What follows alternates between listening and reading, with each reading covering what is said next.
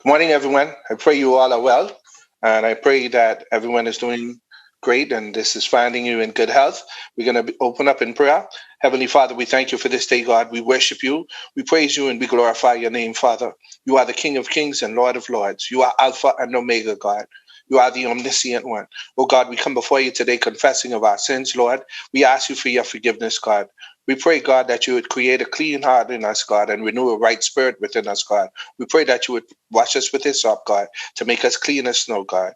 Oh God, we thank you for your son Jesus who died on the cross for the forgiveness of our sins. We thank you for this Zoom session, God. We thank you for our presenters today, God. We pray a special anointing and blessing upon them, God, from the crown of their heads to the sole of their feet. God, we ask that you use them and not refuse them. Hide them behind your cross. And as they present, God, we pray that they would make you proud. In Jesus' name we pray. Amen. Amen. All right. Good morning, everyone. Welcome once again. My name is Maurice Fox, the president of the Power of One. And of course, this is our second educational Zoom session today. And this session today is on insurance. Of course, we've had this pandemic, and many persons in the creative community have been caught in a bind with the insurance situation, not being able to claim from insurance companies because of a lack of insurance or not enough information as to what to do. And so this morning, we're going to have from the private sector, our first presenter. Her name is Miss Sandra Walks. She is the assistant branch manager at Colina. Sandra has been in the insurance industry for 21 years. She has an Associate of Arts degree in Secretarial Science and is the board director for Gamma Bahamas. Awards include Manager of the Year, Unit of the Year, Recruiting, Performance, and Persistency. International awards include AMTC, Frontline Leadership, and International Management. Her clients value her excellent service, and she's here today graciously. She has accepted our invitation, and we are proud to present none other than Miss Sandra Walks from Colina. Good morning, everybody. Can you hear me okay? Yes, ma'am, we can. Great. Thanks for having me. Thanks for the invitation. And to my coworker, D'Angelo, I'd like to thank him for the referral. I wouldn't go in my bio, that's been said already. But what I do in my business, I help families provide financial security. I also sell a promise today, which pays off tomorrow. A little bit about Colina. Colina is the largest insurance provider in the country, and we have life and health insurance as well as related financial planning products, which include the CFAL with pension and investments. We also do group health insurance and mortgage lending. Our company has an A rating from AM Best, and that is about the best rating you can get in the industry. The purpose of life insurance, no one likes to think about the devastating effects of losing a family member. But if that family member is the main breadwinner, the grieving process is far greater with an increasing financial toll to add to the emotional burden. By planning ahead, you can be sure that your family can continue with the quality of life that you have provided for them. A lot of people think like life insurance is for the dead or you're going to die. Well, we all are going to die soon, someday. But life insurance is for the living. You can use life insurance while you're living. And I could elaborate on that a little later. Now, there are guarantees in life. We have 4 of them we use in the insurance world. You either live long, you die too soon, you become disabled, or you become sick. And we have a product to meet all of those needs, whichever one you fall into. People don't buy insurance because of these reasons. There is no need. They think that there isn't a need, or they say they don't have any money. or no love. I don't love my family. I don't love my kids. I don't want to leave anything for them. Or there is no trust. They don't trust the person they're buying from. Some of the benefits of life insurance include security and peace of mind for oneself and one family. A lot of times, persons buy educational plan because they love their children, they want to see them succeed in life, and they would purchase the educational fund. Sometimes persons buy life insurance to secure a mortgage at the bank. And another incident is it allows dependents to maintain the same standard of living that they had become accustomed to prior to the breadwinner's death. A lot of times persons die and the breadwinner will die in that family and the person suffer. The bank come and take the house, or they can't continue funding the family expenses, and then they find themselves out there in the cold. So we protect against that. How much life insurance should I have? The answer to that is at least 10 times your income.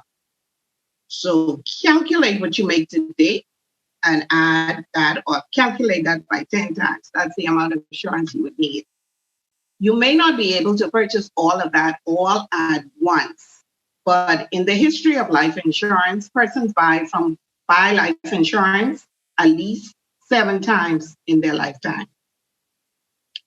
Out of 100 people who all started out equally at age 25, by retirement age, 40 years later, 1 is wealthy, 4 are financially independent for life, 36 died, 5 still working out of necessity, 54 are dependent on relatives, friends, and other charitable organizations. Which do you fall into?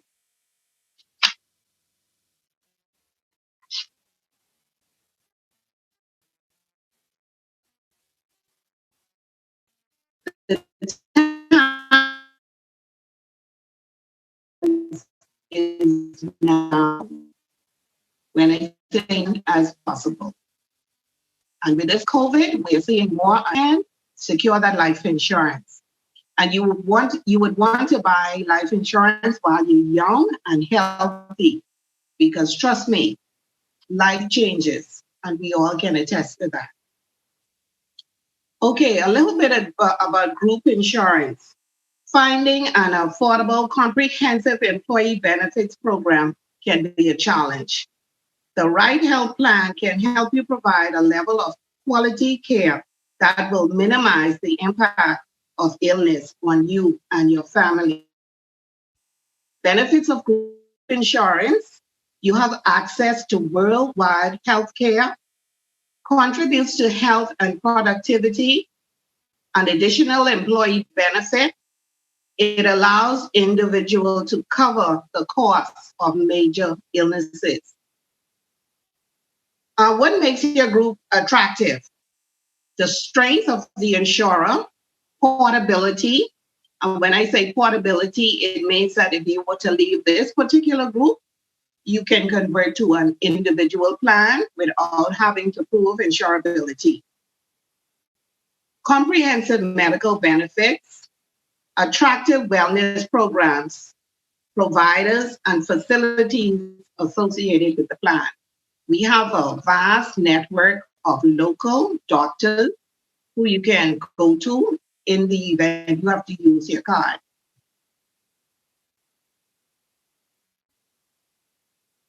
A little about the disability income.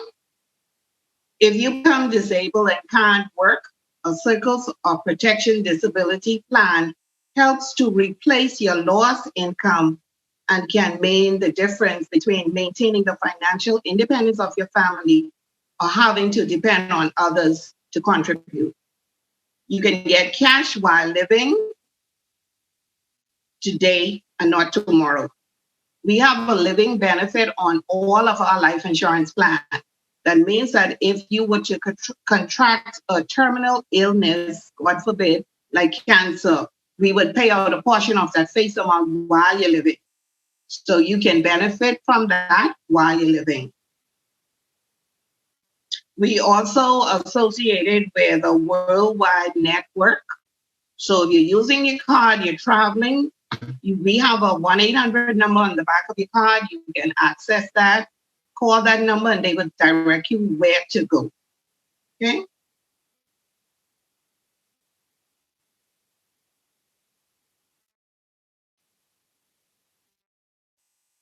We also have Colina General, that's associated with Colina Insurance. And that's an avenue where you can insure your home, your auto, marine, commercial liabilities, as well as your business. Remember, life insurance does not insure an individual's life, but rather their income. As soon as there is an income, life insurance is needed to protect it. Will your children inherit your assets or your liabilities? Insurance is like a parachute. It is good to have it and not need it than to need it and not have it. Thank you. I am open for questions. I can provide quotes today if you wish, and so you can hit me up at any time. If you have any questions, free. Thank you very much. Thank you, Ms. Walks. I have a question. What if for this organization, Power of One, we were to decide we wanted to do a group insurance plan or something of that nature? What is the process that we would have to go through? Okay, are you registered as an association, an organization? Our incorporation is currently in process, and so once we've completed that, we will send you a census form where you gather information, giving us information as to the number of persons in the group, their age, their health, any illnesses, whether they want a single plan, whether it's a family plan or just a husband and a wife. Once we get all this information, we'll be able to quote, and you can determine whether you want just a basic medical insurance that covers you for doctor's visits and so forth, or you can include your dental and health and vision and all of that. Awesome stuff. Any other questions for Ms. Walks?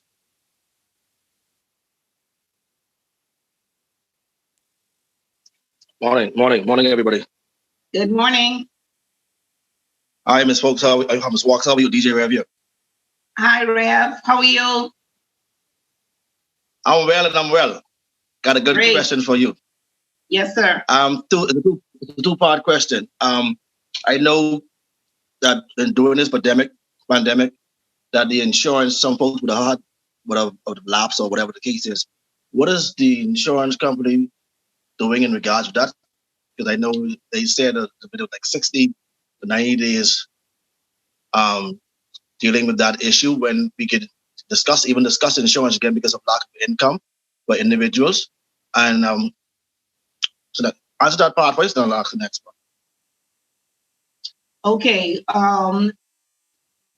We had a lot of policies that lapsed June 28th because, the competent authority advised persons not to pay. But in the final analysis, the months that have been missed, they would still have to pay those. Therefore, that resulted in a lot of cases when the time period was up, a lot of cases dropped off at the end of June. What Colina has done is afforded these persons to come back on the plan. We are giving them until the 28th of February 2021 to pay up with benefits. So you can come in every month and put so much on the policy until you're caught up. Okay, so what you're saying in terms that's like more like back pay. pay up what is being owed on the insurance. Okay. And now that now we're here in this open discussion with our creatives. Creatives, we solely depend on entertainment income, so to speak, and there's no telling how the entertainment income is going to be from now until February, because everything is fluctuating now. I know the borders are opening now in November, but there's no telling what's going on. How do we deal with that? Okay, well, you still have that privilege of coming in and paying up the back premiums if it goes beyond February 28th, because the policy, once it lapses, you can reinstate it within 24 months, within 2-year period. Okay. Thank you. Okay. You're welcome. Good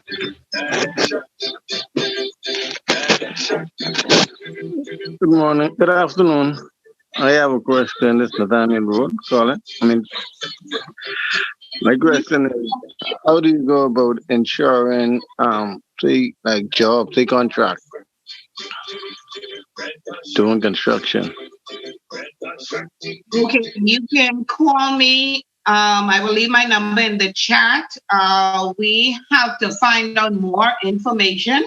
Are you talking about contractors already? Yeah, it's all that we would need in order to provide a quote. Okay, all right, no problem. Thank you. Hi, good day. Good day. How you doing, Ms. Walks? I'm fine, thanks. Awesome, D-Mark here. Here's a question. If for events, in terms of pulling off events as creatives, we have like gigs and stuff going on. What if we wanted to insure gigs, or even as DJ, does your insurance company cover 1, equipment, and 2, events? Okay, now that is a question for my general department. I can't speak too much about that because I have no knowledge of that, but I can get the information and get back to you. That'd be awesome. Okay, you can leave your number. Yeah, my contact. You want me to give you my contact?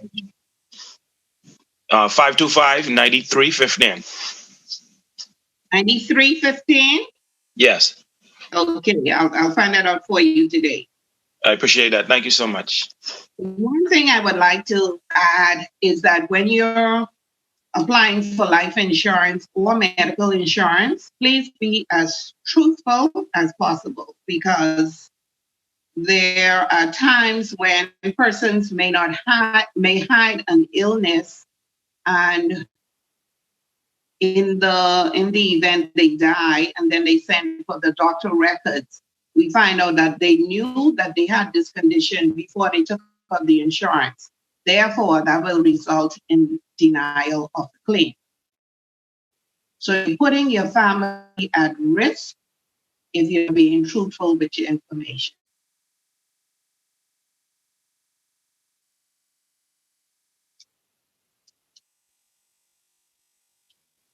Any other questions? Hey, Sonny.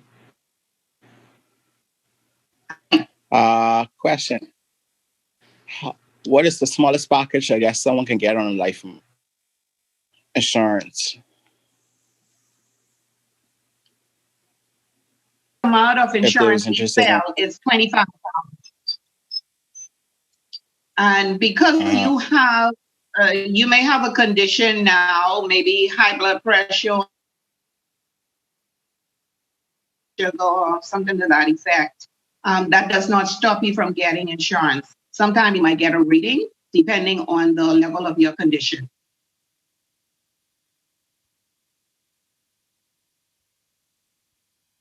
Okay. One more question, Ms. Walks, for me, DJ Ref. Yes. As a married man with family and children, and even an entertainer, what is the best medical plan you would prescribe for a family man and an entertainer? Well, it all comes down to affordability. It comes down to what you can afford. We have the SHAPE medical plan. We have Shape A, which pays up to $2 million in medical expenses. Shape B pays up to $1 million. Shape C pays up to $500,000. Shape D pays up to $500,000 also. But all of these plans have different benefits. So it's like a buffet. You go and you see the spread and you take what you like or take what you can afford. Now, shape D differs from shape B and A because they have more features attached to them. So it depends on what you can afford. Okay, I think my question is more to, I know that it depends on what you can afford. But from your point of view, on an experience in the insurance industry, what is the most adequate one that you would suggest that we have that can cover, basically family and the individual. Is your wife still in the childbearing age? Oh no. No more children. We ain't no more children. Yeah, we have a cat now. Yeah, I will recommend either C or B. B is a very good plan.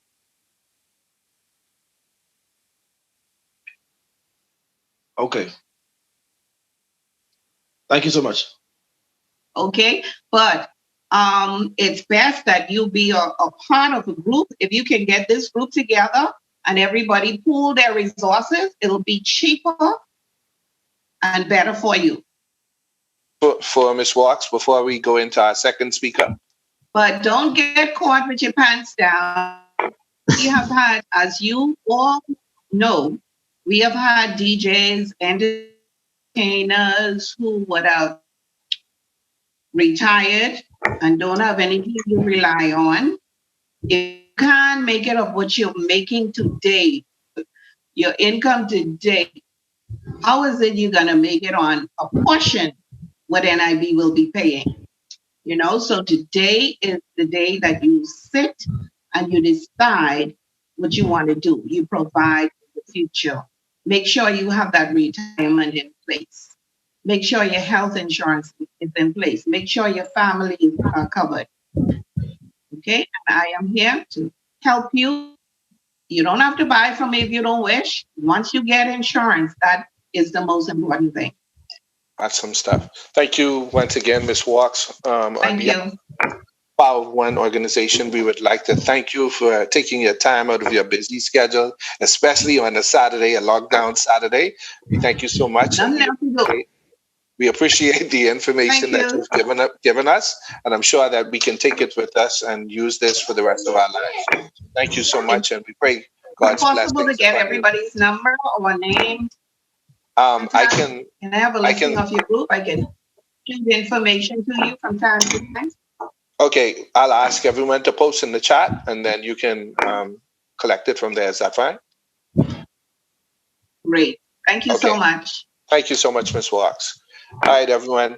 Thank you again for the first part of our Zoom session. Our second speaker is in the building. She's been here from 12 o'clock.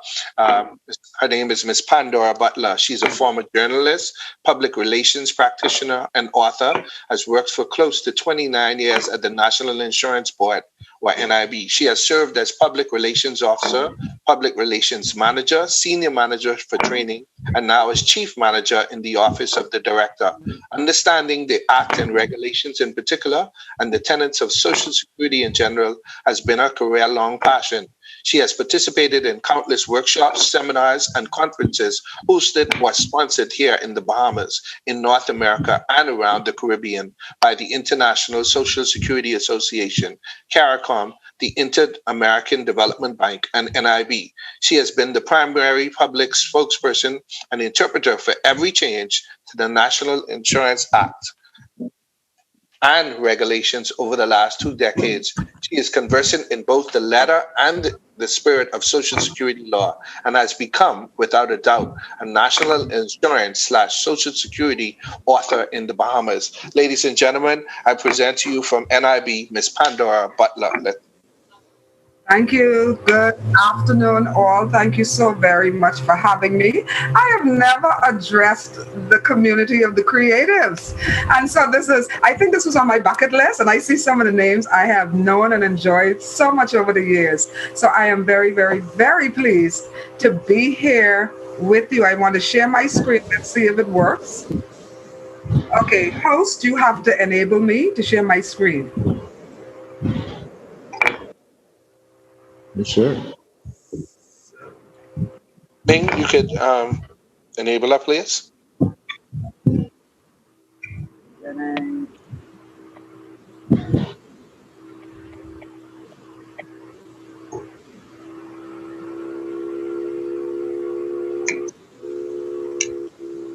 Okay, I see that I'm the host now. Can you see me, everybody? Can you see my screen? Yeah, we can see you, not the screen is yet. Okay, let me try it again. Slide from beginning. What about now? Still just you. Okay, I still see this. Okay, let me try again. Okay, I think we'll be good now. Okay, good. We can see it now. Yes, ma'am. Okay, good. And I wanted to press this slide. There you go. Good. Again, I'm so happy to be here now. Half hour, let me just tell you, half an hour is no time to talk about national insurance.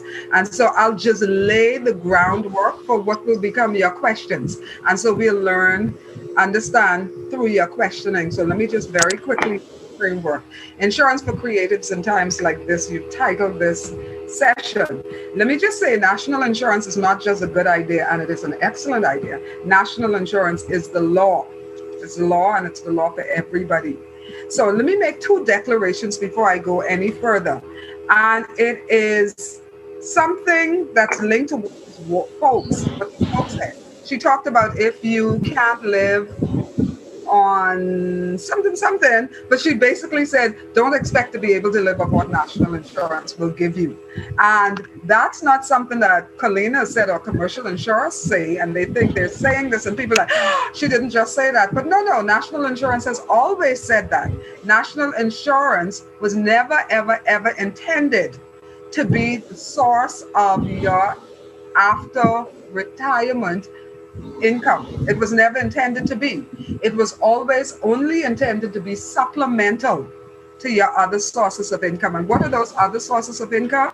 It should be if you're blessed to have a workplace pension. You who are part of the creative community in all probability don't have that workplace pension. And so what we're talking about then was what Colina would be talking about. You get together, if possible, and I heard that, and that's exciting. If you could get together and put together something for yourselves, health insurance, maybe annuities, something like that, because national insurance is meant to be just one of three sources of income. The other, of course, would be your own savings and investments, your personal savings and investments. So don't expect that NIB would take care of you. And I will tell you, the people you hear making noise and talking really, really badly about national insurance, saying national insurance is a ripoff, how does national insurance expect us to live off this, are people who did not put their ducks in a row. I know that the minute they say something like that, I understand that they have been relying on national insurance to take care of their needs, and that's not a good place to be, because it was never intended to be so. And the second declaration is this: the contributions you pay, is that on mute? The contributions you pay are not sufficient to fund the benefits you potentially get. And that is, again, an answer. That's a nod to those people who say national insurance is a ripoff, take all your money, give you a little bit back. Nothing could be further from the truth. But the truth is, you don't pay sufficient to get all the benefits you either get or potentially get. And I know some of you thinking, oh, but not everybody gets benefits. There are people who die before they get benefit from national insurance. Well, such is the nature of insurance. And that brings me to an important point. Ms. Folks talk to you about commercial insurances. The National Insurance Board is not commercial insurance. It is social insurance. And one of you asked the question, how old will they take you?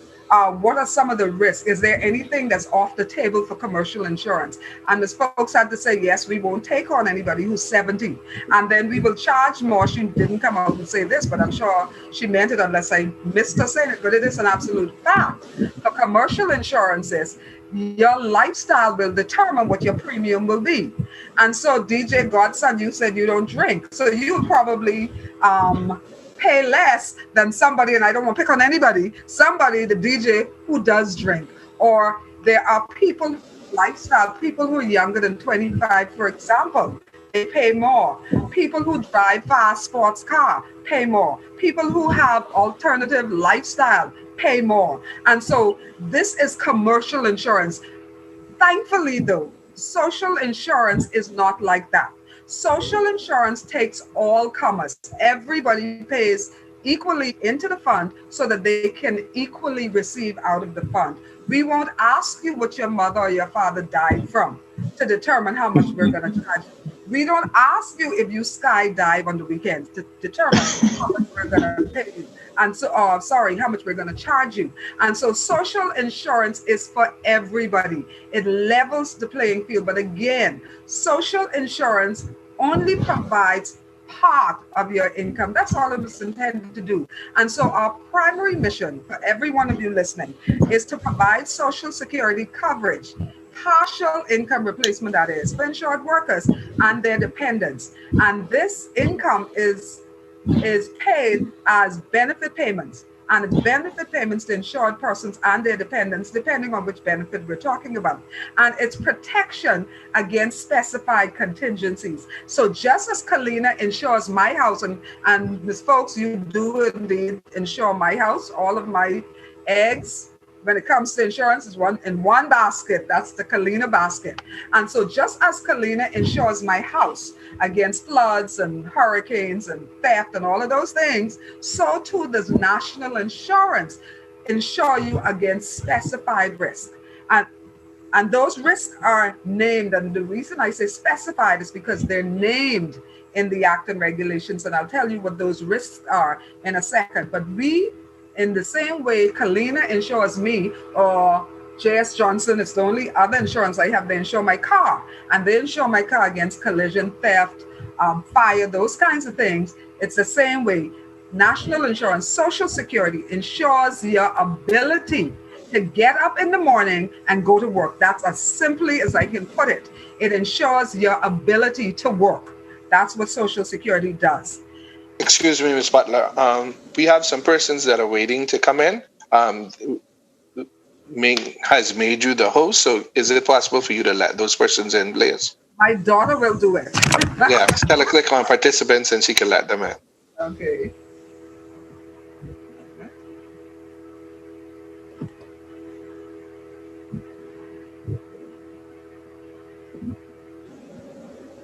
Oh, Pia.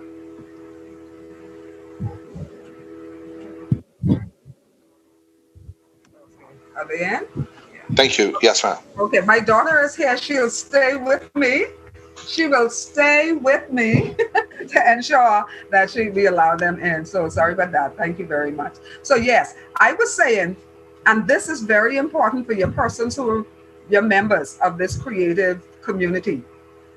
Understand that even though I'm showing you that a secondary mission of the National Insurance Program is welfare in nature, that welfare is not a right. It is not automatic. Nobody is entitled to assistance from national insurance. Entitlement comes in only where contributions have been paid. And so we do pay assistance to needy residents. We have stringent conditions for the award of such assistance. And so nobody ought to sit back and say, let me duck, let me dodge NIB for a couple decades. When I get old and needy or sick and needy, NIB is going to give me something. That's not a guarantee. That's absolutely not a guarantee. So a word to the wise, as scripture would say. Okay, so Lisa, okay, just hit admit, right? I hit yes, ma'am. Yes, ma'am. Awesome. I can do it now, Lisa. Okay. In order to fulfill the benefit and assistance mandate, I just talked about benefit and assistance, NIB collects contributions. The payment of contributions is the only way to secure benefits from national insurance. Somebody has to pay contributions in order for anybody to be entitled to a benefit. That's very, very important. And so surplus contributions, we've not had surplus contributions since 2016. Surplus contributions means the benefit contributions we did not pay out in benefits and assistance. When we have surpluses, we invest those to help grow the fund, not only to grow the fund, but also to assist with our secondary mission, the secondary mission, which is to assist with the socioeconomic, orderly socioeconomic growth and development of the country. And many of you are familiar with our investment in the medical infrastructure of the country. We construct clinics. We've constructed to date 20 community clinics around the country, and we've also constructed 2 mini hospitals, one in Exuma, one in Abaco, of course. And so that's what we do as well. Your money, when you pay your contributions, not only secures for you a benefit, but it secures infrastructural development for the country, which benefits you as well. So that's very, very important that we all participate in this. So why should you, as members of the community, pay national insurance contributions? I let them in. Good. 3 very compelling reasons why you should pay. First is the law. The law says if you are gainfully employed within the Commonwealth of the Bahamas, that is, you earn money from your employment in the Bahamas, you are required to pay contributions. If you don't pay contributions, you're breaking the law and you're subject to punitive action from national insurance. So you could be fined. I have known of people who've gone to jail for not paying contributions, who refuse. So it is the law, like any other of the statute laws of the country, it's the law. The second compelling reason is it's the sensible thing to do. Never mind that it's the law. And what concerns me greatly is when I ask groupings such as this, when I speak to them, I say to them, if national insurance, if paying contributions were not the law, would you do it? I am always concerned when so many people say, I wouldn't do it. I do it only because it's the law. That's really, really sad for me, because it means people are not thinking about the future. They're not thinking further than what they're going to do with this extra $50 or $20 that could be contributions. What can I do with this that will benefit me into the future? People aren't thinking like that. And so I hope there's nobody at the sound of my voice who's thinking, I wouldn't pay, or I'm only paying because it's the law, because it's the sensible thing to do. And thirdly, it pays. It pays to pay your contributions.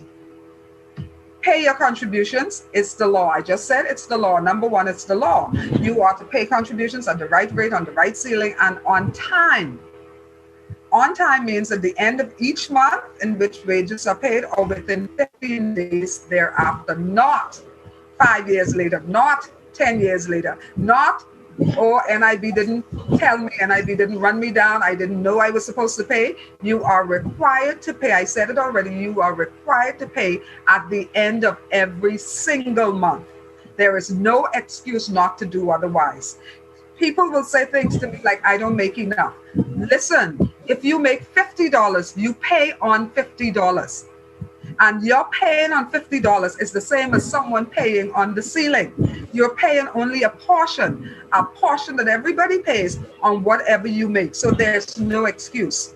You ought to be paying your contributions and paying them on time. I said already, it's an offense not to. It's an offense not to pay. It's an offense not to register. And it's an offense not to produce wage records when requested. And I said it already, prosecution leading to conviction can result in fines and or imprisonment. You are to be registered. You must be registered. If you're not registered within 10 working days of commencement of operations, that is starting to DJ and you're getting paid to DJ, starting to do whatever else the creative community does. Pia, I see you on there. Pia's father used to work to NIB, if I have the right Pia. So she should know this. And I'm not certain what it is. Ma'am. I think, Pia, I know you used to model.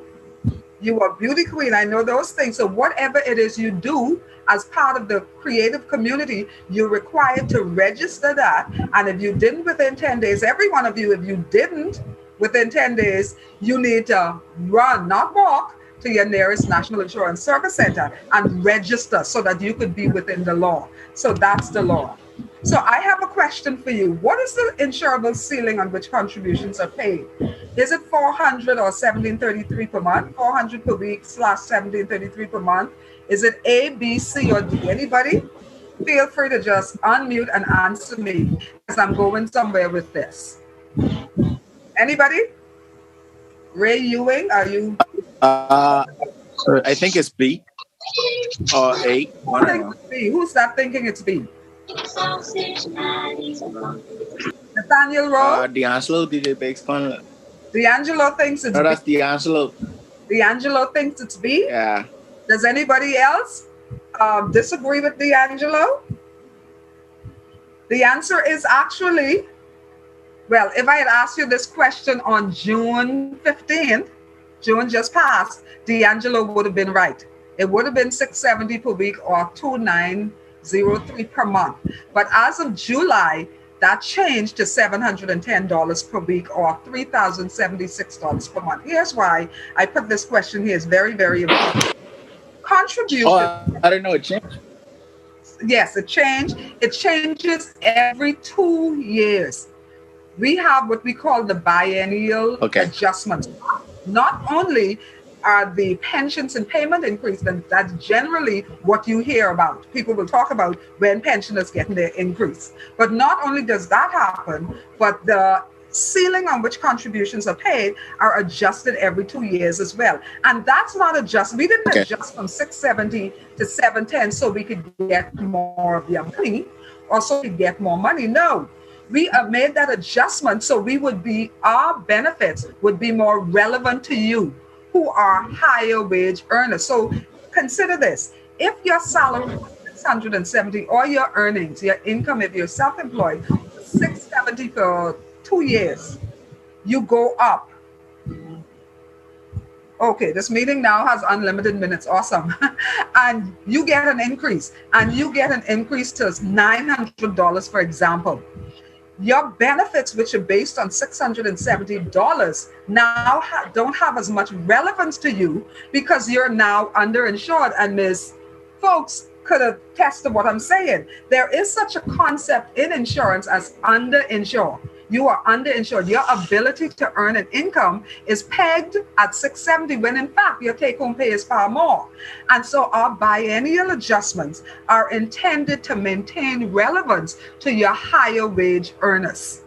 That's why every 2 years we will increase those. Now, if you make less than $670 prior to July of this year, then you're not paying a cent more. People who make minimum wage have not paid a cent more since 1999 when we moved from $250 to $400. In fact, before that, because minimum wage is less than $250 a week, if I understand correctly. And so the lower wage earners don't pay anymore because of the wage ceiling.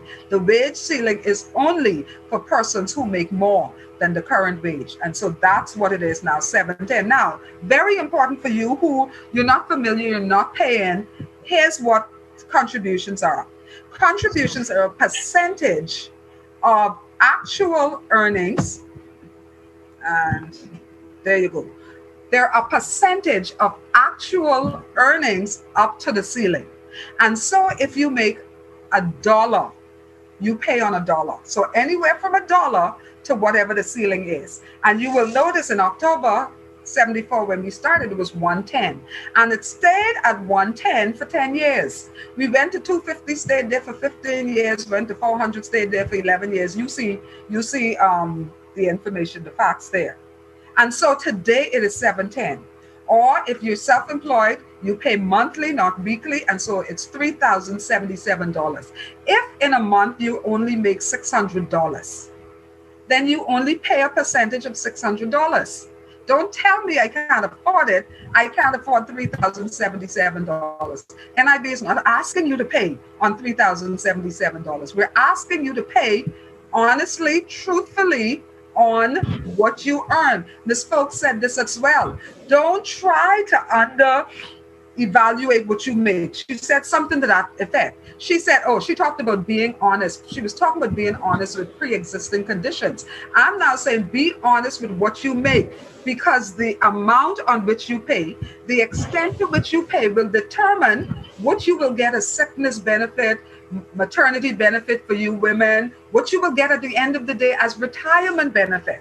So the extent to which you are honest in your assessment and honest in your payments will determine at the end of the day how NIB works for you, because we work for you if you work it. It's up to you to work it. So pay, as I said, paid as a percentage of actual wages up to the ceiling. It is mandatory. I said it already. I started by saying it's mandatory. It's the law. So whether you work permanently, temporarily, part-time, self-employed, employed, does not matter. If you're employed in this country and you make money in this country, you are required to pay contributions.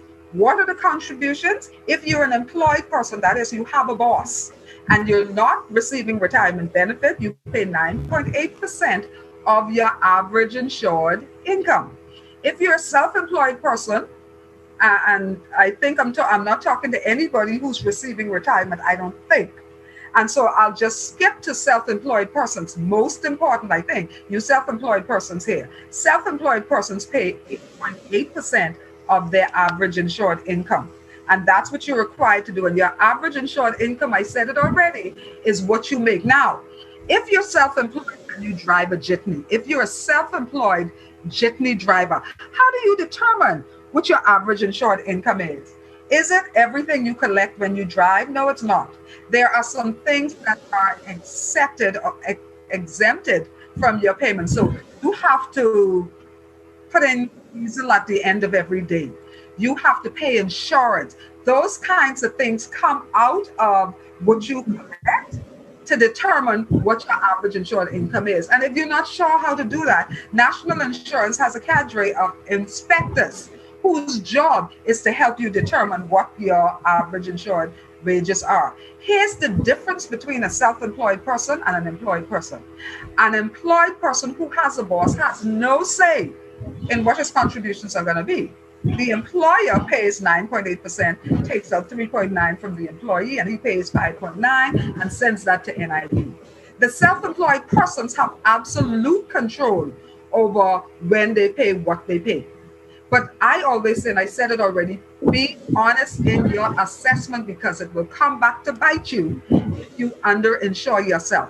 And so what a self-employed person does is he looks at his history or at his earnings, and he says, you know what, I will likely make $2,000 a month. And he does that based on objective indices. He don't just pull it out of the air. He looks at what he has genuinely made and he says, you know what, I'm going to pay on this. He has the liberty at the end of each year to look at his performance. You know what, I made more than this, let me increase it. I made less than this, let me decrease it. And so he has the ability to do that. And so it's very flexible. And so there's no reason why self-employed persons aren't paying. I think the moderator said at the outset of these meetings, he said, most of you or many of you in this creative community were in straits, financial straits, maybe even dire straits, because of a lack of insurance, because of a lack of being able to claim, he said. And I think he was talking about national insurance. I'm not certain, but I think he was talking about national insurance. And so let me be clear, transparent, and honest with you right here. Even if you pay as a self-employed person, you would not have been able to get the unemployment benefit from national insurance. That's why you pay 8.8%. See the difference? 8.8 versus 9.8. That 1% difference is the cost of unemployment benefit. And so if you're self-employed, you don't pay for unemployment benefits, so you don't get it. That's where Ms. Folks and Colina and all of the other providers come in. You are perhaps able to buy unemployment as a product from one of the insurers. And so you won't get it from national insurance. But listen, understand, COVID is not the only bad boy on the block. COVID started this year for us anyway. COVID has been a 7-8 month experience for us. But in years to come, this will only be a blip on our radar.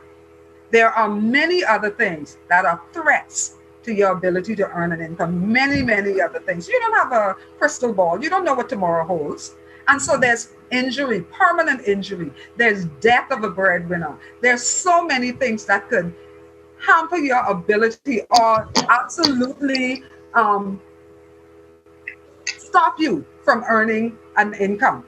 And so that's why you pay, not just for unemployment. People say things like, and I've heard it in the last several weeks, I've heard it in the last several months, people say, well, if I can't get unemployment, it doesn't make sense me paying. And I say, like the Bible say, you're a fool. The Bible calls people fools, so I don't have a problem with saying you're a fool if you say that.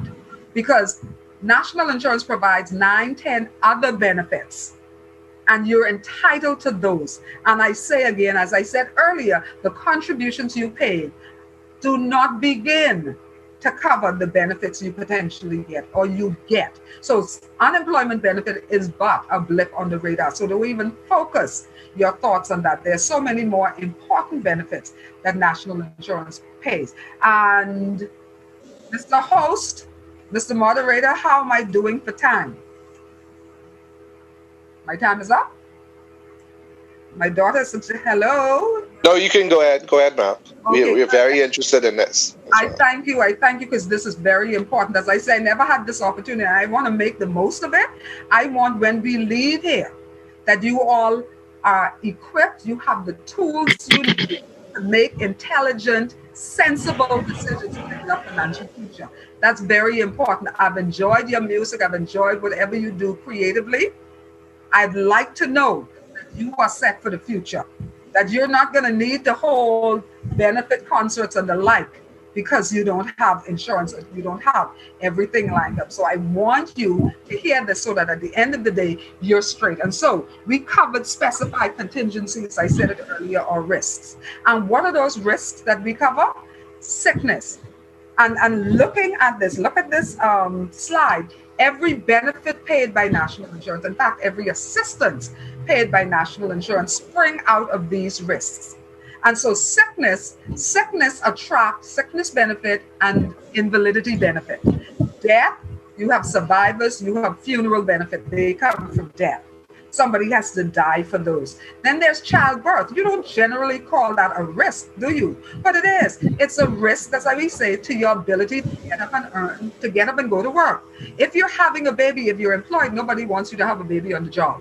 If you're self-employed, you really still need to stay home while you have the baby. After having the baby, like the old people say, while you're in straw bed, right? And so that's a risk. That will impede your ability to earn a living. Advanced age. Out of advanced age springs retirement benefit. It springs the old age pension, which is the assistance. Those things come from advanced age. Industrial injury or disease. And as of January 1st, 2011, all self-employed persons are now eligible to receive industrial benefits. Of course, conditional on whether or not you pay contributions. And contributions, how long ago you paid contributions, that is your compliance. Those determine it, but you're entitled to it now where you weren't before. And of course, one of the contingencies is loss of employment. We've seen that it's been drastic. It's been a rough road these last 6-7 months. It's really been rough. We've seen the loss of employment. I have an asterisk there. I've said it to you already. The asterisk says, those of you who are self-employed, loss of employment is not covered by your Social Security program. You don't pay for it, so you don't get it. So very quickly. Ms. Butler, before you move on, Ming has to make you the co-host, so because he wants to send also put it on our Facebook page. Therefore, you will have to reset sharing a screen. So just give us 1 minute so he can do that, and then you'll have to put your screen. Stop sharing. Stop share. Yes, he's going to reset, and then you'll have to start sharing again. Okay. Ming, just let us know when she can begin again, please.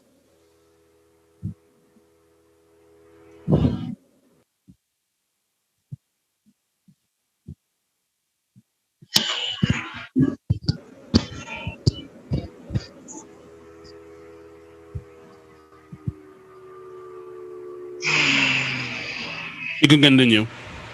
Okay. Thank you. Where am I? The screen. Host. It's saying host disabled screen. We try again. Still disabled.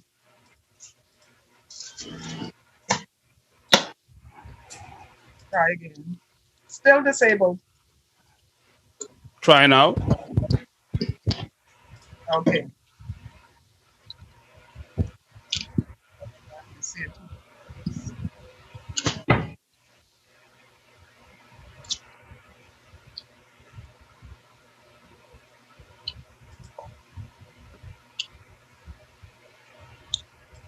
Okay, are you able to see it?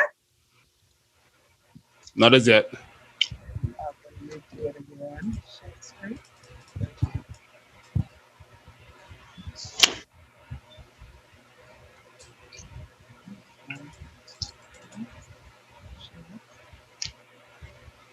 Okay. Yes, we can see it now. Thank you. As a, all right, good. All right, where was I? Because I ain't as young as I used to be.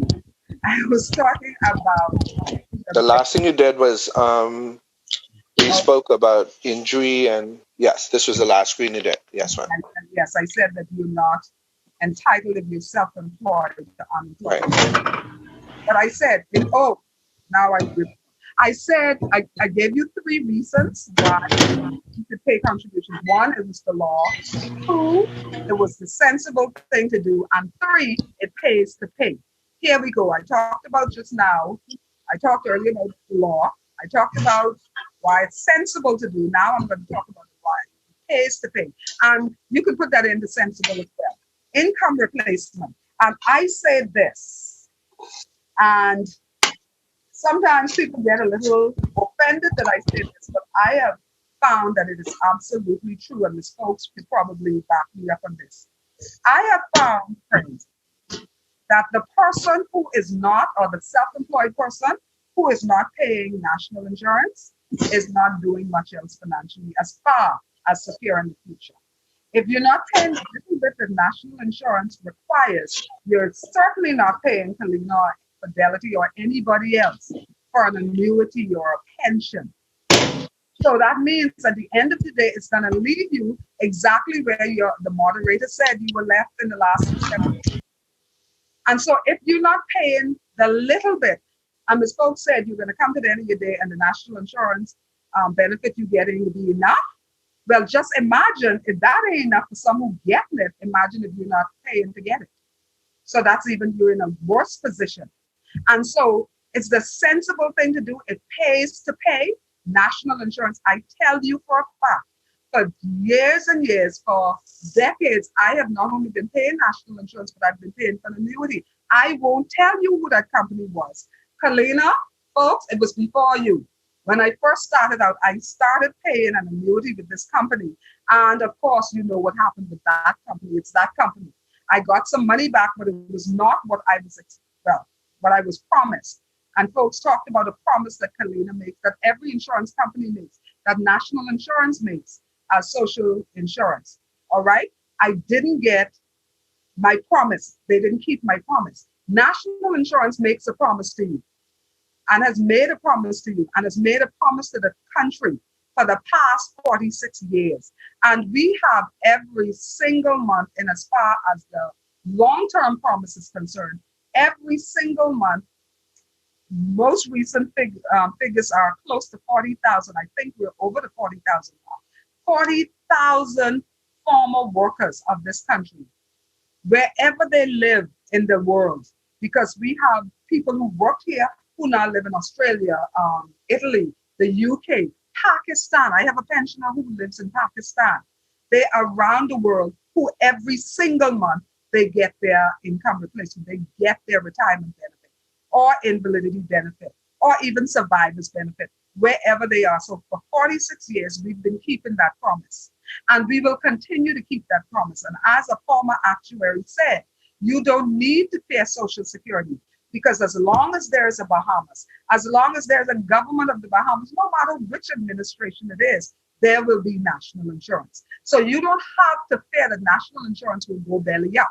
What you need to fear is the cost. How much will it cost in the future? How much will my daughter have to pay to keep those of us who are approaching retirement age? The gentleman asked about persons 70 and older. 70 and older is old age to be talking now about starting to pay national insurance or starting to pay any insurance. And so the next generation and the generation after them are going to have to pay more than we pay. So that's our challenge and that's our concern, how much it will cost, but it will be here. And so it makes sense to pay contributions, pay it properly, pay it faithfully, pay it because the income replacing benefits that we provide can be a godsend. I have seen it. Again, I've been here close to 29 years. I have seen what our Social Security benefits mean for former workers. And so we have short-term benefits and long-term benefits. We have short-term industrial, long-term industrial, short-term and long-term general benefits. I'm not going to spend any time talking to you about short-term. In the next couple minutes, I know the things that we have unlimited time, but I know you have things to do on your Saturday. I hope none of those things is going out since we're on lockdown. So I almost have a captive audience, right? I'm not going to take advantage of you. But I want to tell you, I want to camp for the next couple minutes only on the long-term benefits. Short-term, yes, we provide those. We provide sickness. We provide maternity, unemployment, injury, what else? Funeral, which is a one-time thing. We provide all those things, yes, but that's not why we exist. In fact, most other Social Security programs are just pension funds. When you talk about America, America's Social Security pays only pensions. You get workman's compensation from some other source, federal or state, and private insurers. Employers pay private insurers to provide them with workman's comp. But in the Bahamas, all is rolled into one. But never lose sight of the fact that we exist for the long term. We exist for when you can no longer get up and go to wherever it is you play that music. That DJ, you can't get up and come to my church, DJ Godson, and play your music that me and my daughter so enjoyed, and we were dancing to the left and taking it to the right and all them things. And I told you got me to do them things that I don't usually do. But when you can no longer do those things, and you will not any longer be able to do it. See, because sickness, you get sick today, you may have a serious injury that will cause you to be out a maximum of 40 weeks because we will pay up to 40 weeks. But the hope is at the end of those 40 weeks, you would have recovered sufficiently to go back to work. You have a baby here, 13 weeks you're out on maternity leave. At the end of the 13 weeks, you anticipate going back to work. An employed person, you lose your job, you get unemployment for 13 weeks. You expect to go back to work. And even though the current phase of this unemployment period is extended, it's stretching out, we don't know where it's going to end. But we have the assurance that it will end. Again, I say this too shall pass. And so short-term is not monumentally important to us. And so if you don't get a short-term benefit, if you don't get sickness or unemployment or maternity, it's not a big deal in the long term. In the grand scheme of your life, sickness benefit is a deal breaker. Let me tell you what the deal breaker is. And I've seen it over and over. You know what the deal breaker is? You turn 65 and you have nothing to fall back on. Or you become an invalid. Something happens to you. You are never able to work again and you don't have a benefit. Or worse, close to my heart, you could be 40 and you die and you leave behind some children still in school, dependent. They were dependent on you. You're the breadwinner and you paid no contributions to secure income replacement, to secure survivor's benefit for those kids. That's the deal breaker. That's what is heartbreaking. So don't get caught up on whether you could get unemployment or sickness or any of those things. Remember why we exist. We exist for a long-term promise. And the long-term promise, if you're 25 and just starting out, is that 40 years from now, when you turn 65, you will get retirement benefit. Or whatever age you are, should you slip down, break your back, can't work again, we're going to have invalidity benefit for you. God forbid you should die, someone should die, the breadwinner should die, your kids have some income replacement to tide them over to help with whoever's left to take care of them. That's where national insurance shines. And then there are the industrial benefits. Very important. Let me tell you something. I have seen medical care. Medical care, that means the medical bills that NIB pays in respect of somebody who got hurt on the job. I have seen medical bills totaling close to $1 million. I do not exaggerate. I will not exaggerate. I'm always honest. I'm always clear with you. I have seen medical bills over $750,000. Tell me, who of you here, I holding up my hand, who of you here cannot afford that? My hands are up. I couldn't afford it. So thank God that national insurance will step in. And so you self-employed people, I don't know how many of you could afford to sit up in doctor's hospital. Listen, in 2008, yes, 2008, I worked for 13 days. I'm not casting aspersions on doctor's hospital. I was here, but I was near that. I'm sitting here. I was going to say I survived, but you know that I sitting here, right? So I was in doctor's hospital for 13 days. My health insurance paid 80%. It took me over 1 year. I gave them post-dated checks. It took me over a year to pay my 20%. Medical care is exorbitant, extremely expensive. So imagine you get injured on the job. Most of us can't afford it. Most of us without insurance can't afford it. National insurance will pay every cent that's reasonably related to that injury that happened on the job. So I'm saying I've seen over $750,000. If that doesn't make sense to you, if that doesn't make you want to just run out on Monday, and if you've not yet signed up, sign up. If you've signed up and not paid yet, start to pay. If that doesn't make you want to take those actions, I don't know what will. It is very, very important that you cover yourself, both for the short term, for temporary loss of income, and most importantly to me anyway, in the long term, for permanent incapacity or end of your work life.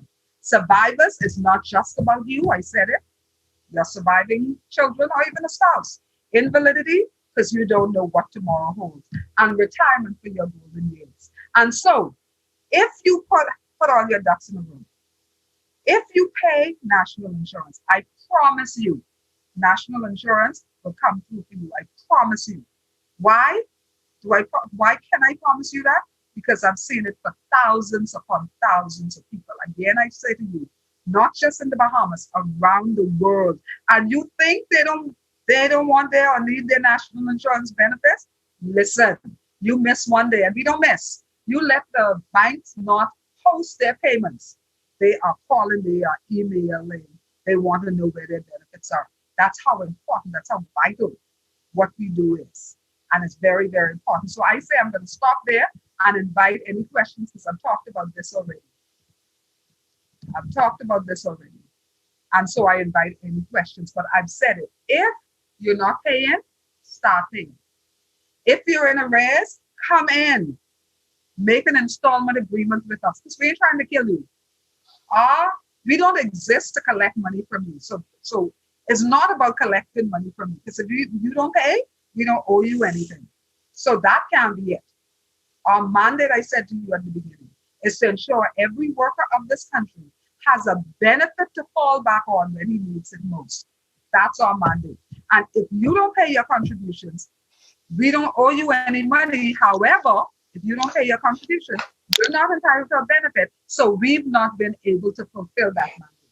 And we take our mission and our mandate very seriously. We take it so seriously, DJ Godson, Ray Ewing, Pia, we take it so seriously, we'll drag you to court. kicking and screaming, we will take you to court. Because that's how serious we take our commitment to the beginning workers. Questions? Good afternoon, Ms. Butler. Godson, let me ask a quick question, please. In the case of promoters who hire these artists and DJs for homecomings, regattas, or concerts by season, whatever have you, do they pay NIB contributions? Are you asking if the promoters pay NIB contributions for the people they hire or for themselves? For the people they hire. Now, I cannot with any degree of certainty tell you, I could tell you what I understand the law to say. If a promoter hires a person for a function, I honestly, seriously doubt that that promoter is his employer. It sounds to me that he's just a promoter. And you could say yes or you could say no. He doesn't have power over you. He doesn't tell you you have to do it, you have to do this, that, or that. I don't think he's your employer. And if he's not your employer, then he's not required to pay contributions for you. And you're talking about these functions that happen once a month, once a season, once a regatta. I don't think he's your employer. So I'm almost 99.9% sure, but here's the thing, here's the good thing. I don't have to be 100% sure. National insurance has a process by which you determine whether you are an employed person or a self-employed person. I could tell you I'm almost positive that's a self-employed person, but national insurance has the tool by which you can make that determination. It's a legal size sheet, and I think it's 2 or 3 of those pages. It asks some questions, and we make the determination based on your question, because here's 2 things. National insurance determines your classification based on whether you have a contract of service or a contract for service. One is different from the next. The guy who comes to my yard and calls or knocks on my door and says, your yard needs cleaning, I could clean it for $70. I wish somebody would come and clean it for $70. They haven't in decades. But if he says that, and I hire him and I pay him, I'm still not his employer, am I? He has a contract for service. He has a contract to do that. He could tell me any price. And he could tell me, and he'll tell me, I say, okay, yeah, you can come. When can you come? And I generally ask, when can you come? He'd say, I'll come Monday. Monday is, of course, you know what, I had another job, I can come tomorrow. I fine with that. Okay, good. He has absolute control over the conditions, over how much he charges me, whether I accept it or not. He determines what he charges me. He determines when he comes. He's his own boss. And it sounds to me like maybe the persons who the promoter promotes, they are their own bosses. Thank you. So that's up to the individual to pay their own contributions because they are self-employed. That's how it sounds to me. But again, if there is any doubt, if there's a gray area, national insurance has the ability to make the gray area abundantly clear. I could say 99.9% that they are self-employed. But if you have doubts, then you can check that out. Okay. Ms. Butler, this is Pia. Nice to hear you again. You always have informative and excellent presentations. How are you? Yeah, don't even say that. Remember me. I remember you. I remember you very well since I was a baby. That was my boy. Yeah, and Antoinette's my girl. Yes, ma'am. Family girls. So I have a question. Ms. Butler, that may help everybody. As entertainment companies, we are required, if we want to do business with the government, of course, to have a licensed business. Yes. So when I listen to your contribution regarding if you're self-employed, you cannot get unemployment benefit, which makes sense.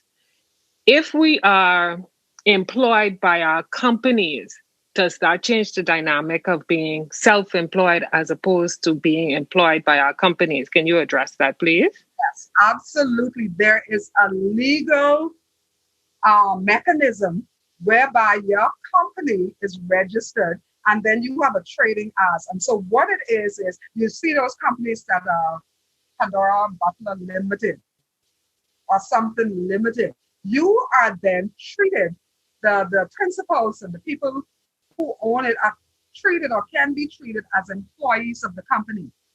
And so if you're an employee of the company, then contributions are payable for you at the rate of 9.8%, same as every other private person. We call them private, well, not private, employed person, 9.8%. And so you then pay for unemployment benefit. And so, yes, you absolutely get unemployment benefit. And so it's a legal definition or legal distinction. And that too is contained when you register for NID. There's something that asks you about the legal definition of your company or the legal makeup of the company. That determines whether you're employed or self-employed.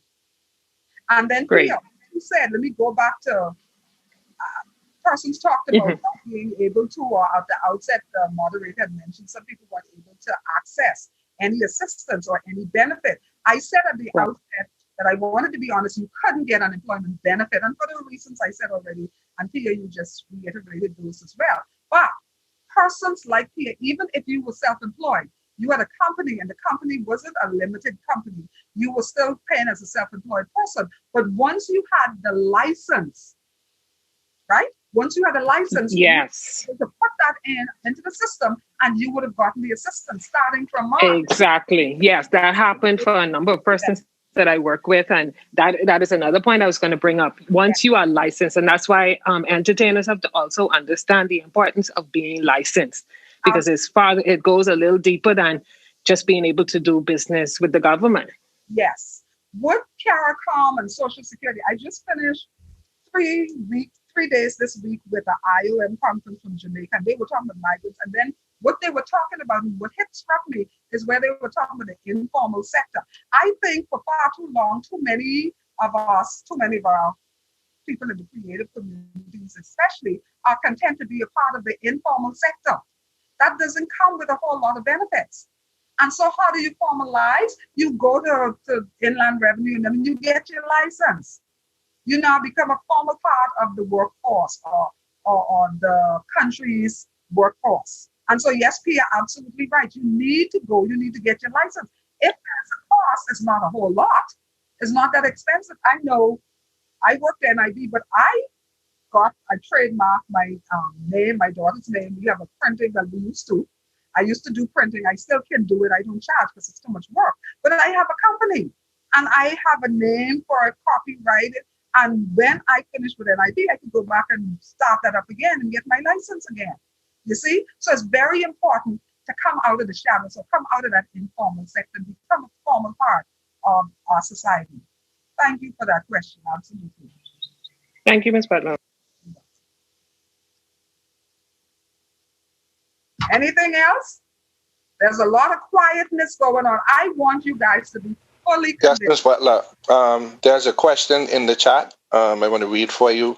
I think Eric Ward asked, what's the minimum number of contributions needed to get your maximum benefits when you retire? Now, I wonder if he's the same person who asked that question before. Somebody asked me that question, and I didn't understand what they mean.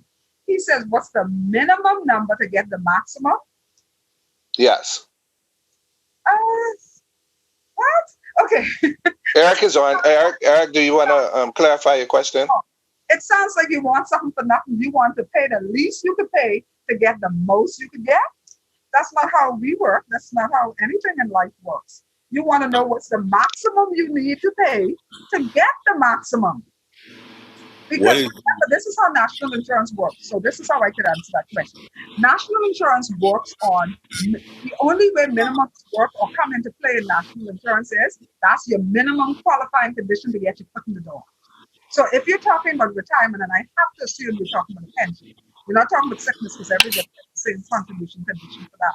For sickness, for unemployment, for maternity, everybody has the same contribution condition and the same test periods.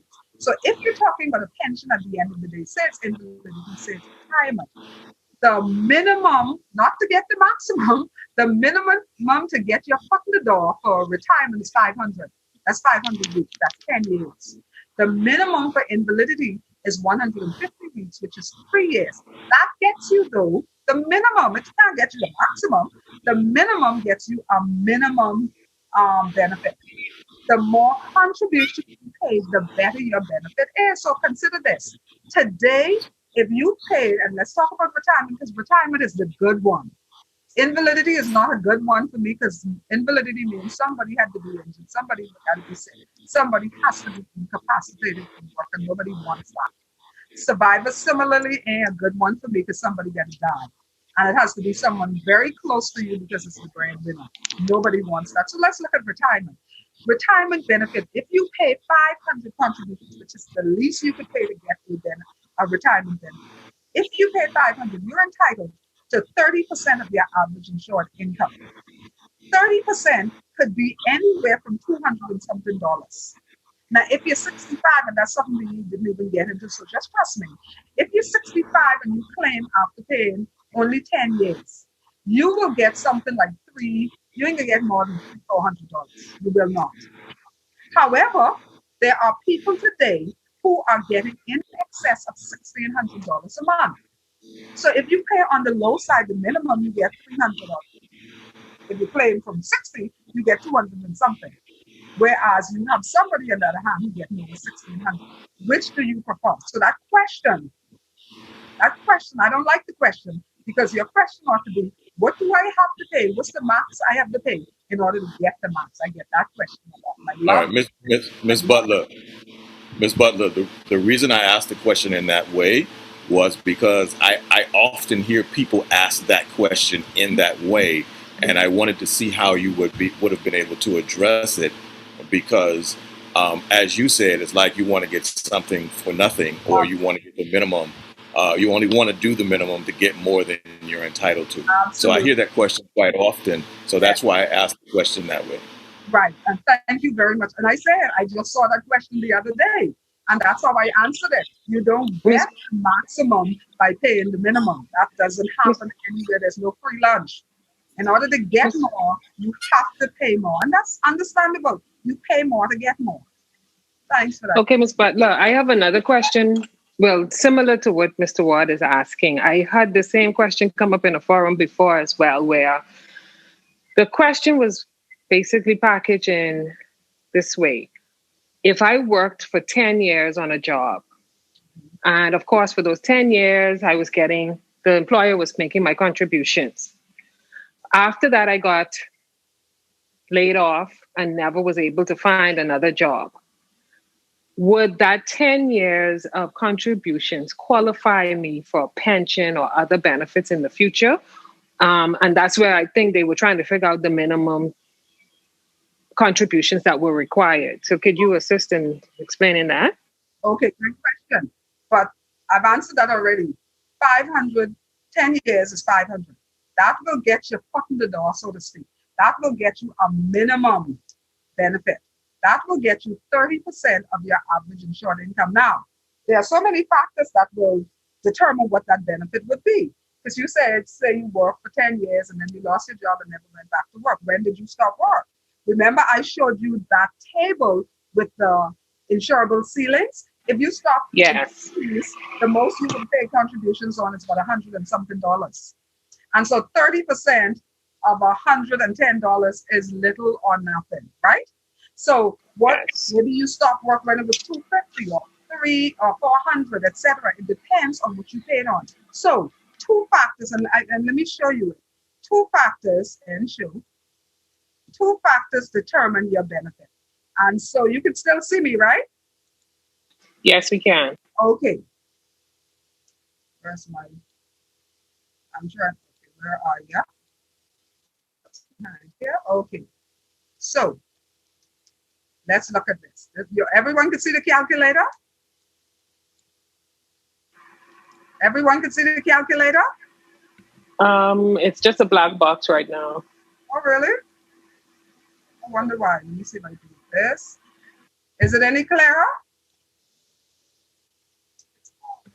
It's pause? No. Why is it pause? So how do I unpause it? Okay, my daughter's telling me I did it wrong. But anyway, here's what I was trying to do. I was trying to show you my calculator. If you paid contributions, and I could just do it here. So you paid contributions on 110, right? That was the years you paid from 74 to 84, you paid on 110. And you only paid 10 years. So you're getting 30% of that. So 110 times 30% is, of course, is $33. So $33 times 52 weeks, because that's 33 per week times 52 weeks.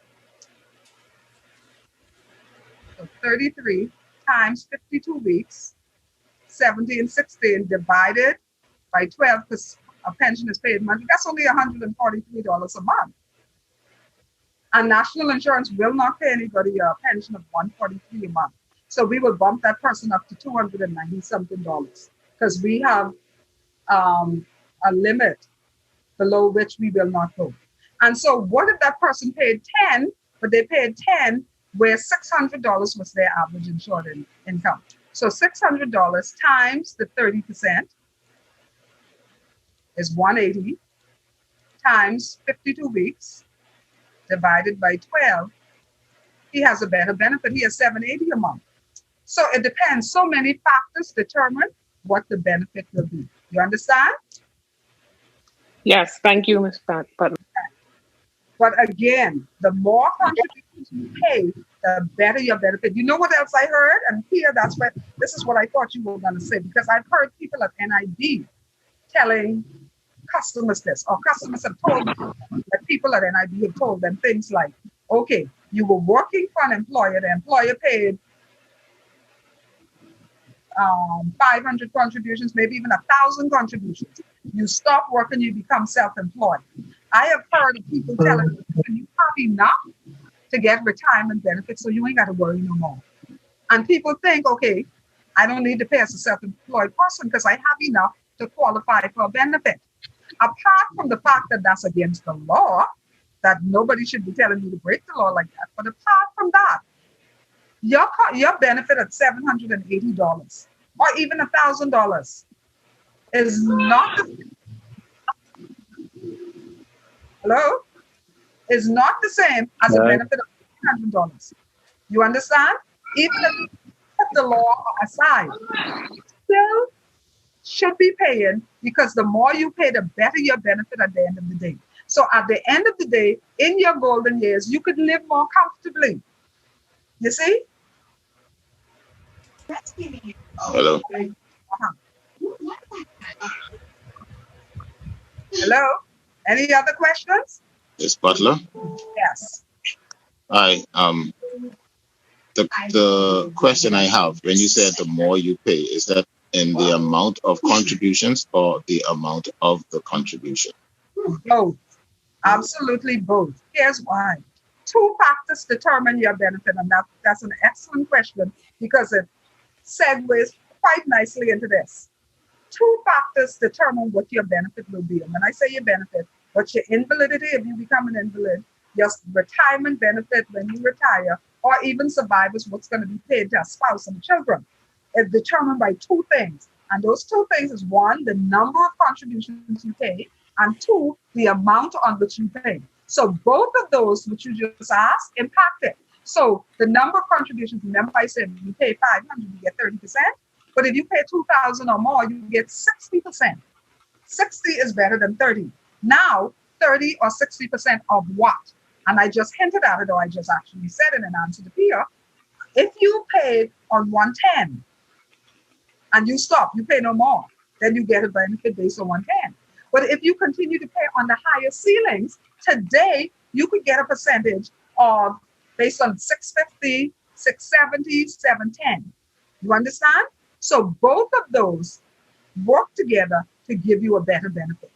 More in terms of numbers, give you a higher percentage. More in terms of the ceiling or the amount in which you pay gives you a higher average insured income. That's clear? Yes, ma'am, I understand. I have another question. My question is actually a combination of the last couple of questions that were asked, because I'm in a situation now where I don't know if it's fair to bring it out now in this group, or maybe I can get some assistance personally or privately. But my scenario is Yes. I was an employee of BTC for 25 years. We were listen. No, this is Dawson. Oh, okay. Steve Boy. All right. D-Mark was years before me. He left years before me. Yeah, but I was an employee as of recently, over like 5 years ago. We got our package and we were considered rehired as contractors. Now, our scenario is that they are saying they no longer are supposed to pay our national insurance and that we have to pay our own. So that has been an issue of discrepancy over the last 4 to 5 years since we have become disengaged. So I would like to know my position as it stands with that. Are they still responsible for paying our national insurance, or are we now responsible for paying our own? Because they would like to say that we are contractors, but we haven't formed our own company. And some of the technicians they have as in-house technicians, which is what I am considered, an in-house technician, whereas we are still paid by BTC, but we are considered by BTC as contractors. But they also have contracting, they have companies that they have contracted. And those companies pay for their employees national insurance. But the in-house contractors, like me, have to still pay my own national insurance according to BTC. I was trying to find out from your position at NIB, what is the case in my scenario? Okay, well, a couple of things. Well, 3 things. First one, I would have thought, because I was in on those sessions, I don't know if you were there, because I came in when they were offering the VSAP. I spoke to the persons who they were letting go, but were helping them to form companies. I would have thought that the whole purpose behind the VSAPs was to reduce the payments that BTC was paying out. And one of those was the contributions they were paying. So they were downsizing in that respect so that they don't have to pay those things. That's one. 2, you say it's been a source of contention for 3, 4, 5 years. I don't understand why it would drag on for so long. Have you guys never called in NIB? Because I said earlier, I don't know if you heard me, that's a very, very easy fix. NIB has the mechanism whereby we determine whether you're employed or self-employed. So that's something you can easily fix. And the third point is, if they say you are self-employed, and if you have a contract with them that says you're self-employed, or you are to pay your own contributions, if you sign that, then it sounds like you bought onto that. But more importantly, it's in your best interest to ensure contributions are paid. But I would advise you, and I was hoping, I'd said to DJ Godson, that I was including Trevor Bryce. I don't know if Trevor ever joined us. Trevor is the senior manager in compliance.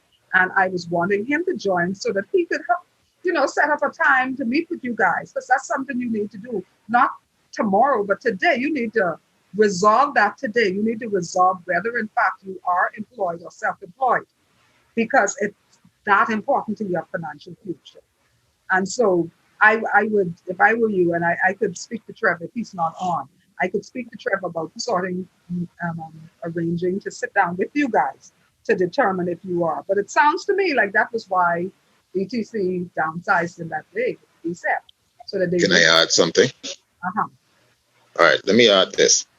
Some of the guys went to clear that up and were told by some people at NIB that they can't take their contributions because BTC is still responsible for paying the contributions, because although BTC is trying to run away from it, we are still considered employees of BTC because of the way they pay us.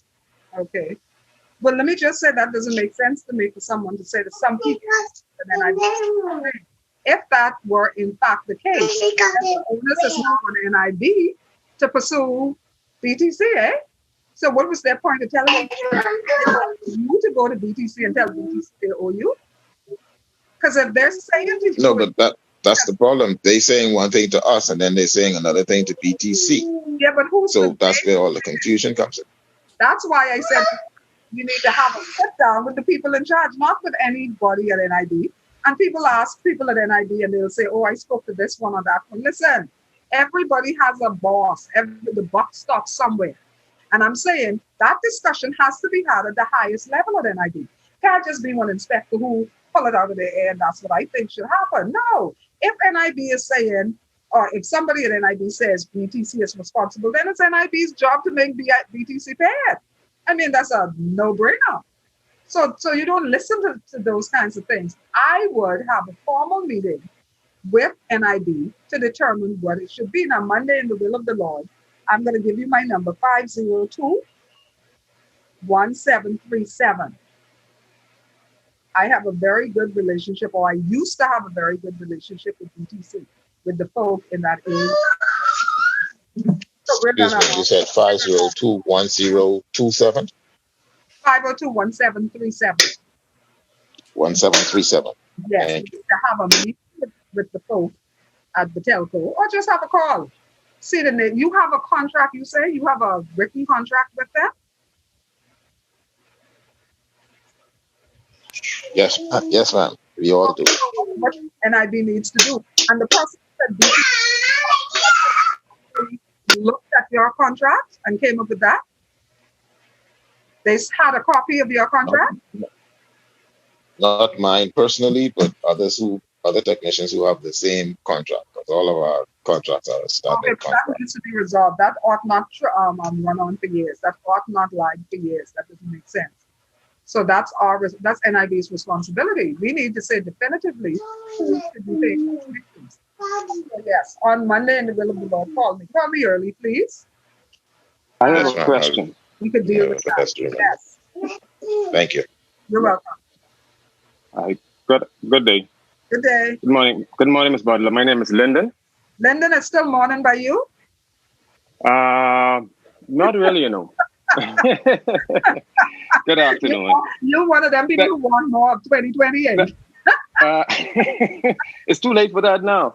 Oh, boy. We have to look forward towards 2021 at this point. Oh, yes. So thank God we're all alive. So I have a question that relates to pension also. Okay, I understood that the pension payout is calculated based on your total contributions over the last 7 years of last 7 years before you began receiving pension. Is that correct? And could you speak to that? No, sir. You heard something. You heard that somebody was on the right track. I don't know if you stopped listening to them or they stopped making sense. I don't know what happened. But here it is. And I just said it. It's paid based on the number of contributions in your lifetime. The number of contributions. There's two factors I said. It's paid. The first factor is the number of contributions you paid in your lifetime. And so when you talk about retirement benefit, the minimum is 10 years, which gives you 30%. And it goes right up to 2,000 or more contributions, giving you 60%. So the least you could get is 30%. The most you could get is 60%. And so that then begs the question, 30% or 60% or 40% of what, right? And so the of what is the second factor. And that factor is the average insured income on which contributions are paid. We determine the average insured income on which you pay contributions by using the best 5 years of contributions ever. It ain't 7, and it ain't the last 7. It's the best 5 years ever. It's never been 7. It used to be the best 3 years in the last 10. And then we changed it to the best 5 years in the last 10. But then in 2012, we say, you know what? The best 5 years ever. And so the best 5 years, the average of your best 5 years, you will get whatever that percentage is of that. Okay, I'm glad you clarified that. I need to be a little more, give you more detail on why I asked this question. I actually got that information from someone sitting in front of someone at National Insurance. Let me share with you my scenario, similar Be to. careful who you sit in front of. Yes, that's why. Okay, so let me give you more detail on my scenario, similar to Adley. I have been an employee of BTC and You said this disengaged. lender? You said this Yes, lender? ma'am. This my Yes, ma'am. lender? I'm not certain. There are a few of them that were at BTC. We've met Okay, before, though. not Johnson. used to live again. Johnson. Okay, no, Used to that be- ain't my lender. I had a lender Okay, then. from Golden Gates number 2. Yeah, I know you're talking about. Okay. Yeah. All right. Yes, he was there. Okay. So I previously, disengaged from BTC and now self-employed, registered as a self-employed employee, as being self-employed. I was asking question of the individual I was speaking with when deciding the amount of weekly payments that are made. And in so doing, they mentioned, because I was concerned, of course, what would be the payout at pensionable age. I know pensionable is 65, but you can also begin at age 60. And that person said to me, well, similar to what you said, but they also added that it is what is considered as your amount contributed, especially over the last 7 years. Because I said, so what about the years that my payments have been made when I was employed from BTC? Is that all in the calculations? She said, yes, because you're continuing to make the payments, but the actual payout will be calculated on the last 7 years. So I guess, according to what you've just verified, that was misleading information she gave. And is actually on a percentage that you just explained. So I'm happy that I asked the question of another person, from another qualified person as yourself. Okay, let me just say to everybody, you gotta be careful. I'm sorry to say this. I guess you figure this person works at NIB, whatever they tell you is gospel. I have found that it's not always gospel. All right? And so be very careful. But there's still no excuse for misinformation, because I came to NIB in 92. And the first thing I set about doing when I went to NIB was to ensure that the provisions of our Social Security Act and regulations was available to everyone in layman's language. And so I started the leaflets. Those leaflets have been updated over the years, and they're still there. My leaflets are still there. The leaflets are on nib-bahamas.com for every benefit. And you need only click on them to see them. And so, can you see? I don't even know how to share this. I have it up. I don't know if you can see it. I have it up, and it's the retirement benefit. What I did since 2012, I added even more value to it. I put on it the reduced rates based on age. If you claim it early, like you just mentioned, it's 65, but you could get it from as early as 60, but you get a reduced rate. I have the reduced rates there. I have the increased rates there if you claim it later. And I have the benefit rates based on contributions. I have where if you paid 1,000 contributions, you get 40%. If you paid 1,500, you get 50%. I have that all broken down into the leaflet. So if you doubt something, even if you want to know something, just go to the website. Everything is there spelled out for you. And if something there isn't clear or something isn't covered, let me know. Even though I no longer work in public relations, I work directly with the director, I'm still the one who updates these things, because they're like my babies, all right? And if there's something missing, I will put it there, all right? Could you share that link? Go to the website. Sorry? Could you share, you referring to NIB's website? Yeah, www.nib-bahamas.com. You just go to Google and put in NIB-Bahamas. Just NIB Bahamas, it'll come up. Okay, right? And we'll find your post. You'll find the leaflets. You'll find the leaflets. Okay. They under brochures. You'll see brochures. Once you click on brochure, you'll see retirement and validity. You'll see all of those things. And it explains how to qualify. It explains everything I just said. Appreciate that, man. You've been most helpful. Hi, good afternoon. Good afternoon. Hi, Ms. Butler, DJ Rev here. Hi, DJ Rev. Hi, how are you? I'm good, thank you. That's good. Got a question now. If my employment is terminated or I quit a job, what's the time frame do I have, or is there a time frame that I have before I can claim unemployment benefit? Okay. Every benefit from national insurance definitely has a time limit for claim. Every single one. All of them, except funeral, is 3 months. Every one, you have 3 months to claim. Funeral is the only one where you have 6 months to claim.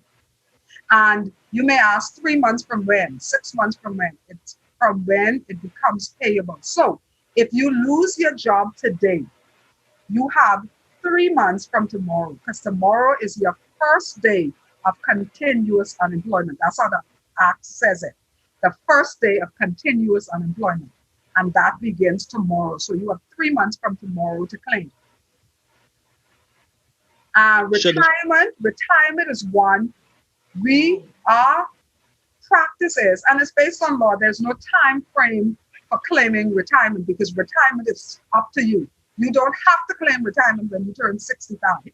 You could wait till you're 80. It's your choice. The time frame comes in when you expect you would claim at 70, but you want us to pay you back to 65. We ain't gonna do that.